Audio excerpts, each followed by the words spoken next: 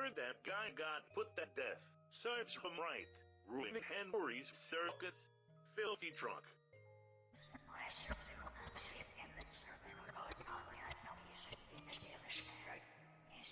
Oh, trust me. Henry testified in court. Henry was a good man and a big dreamer.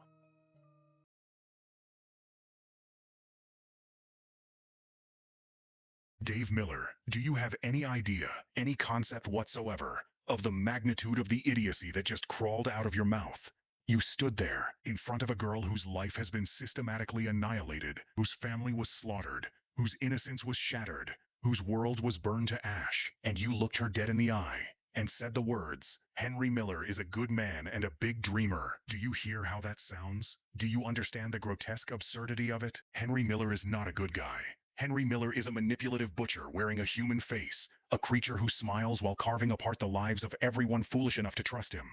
He murdered Jack Kennedy's family. He destroyed everything Jack ever loved. And you decided that the appropriate commentary in that moment was a compliment. But oh, Dave, it gets worse. So much worse. Because not only do you praise this monster, you sleep with him. Yes, let's discuss that little detail, shall we? You call him a father figure, a guiding presence, someone you supposedly look up to, and yet at the same time you are engaged in a romantic and sexual relationship with the very man you claim fills that role. That is not merely questionable judgment. That is a psychological train wreck traveling at full speed through a fireworks factory. Let me summarize your situation, Dave Miller, so there is absolutely no confusion. You admire a murderer. You defend a manipulative sociopath. You praise him in front of the victims whose life he ruined.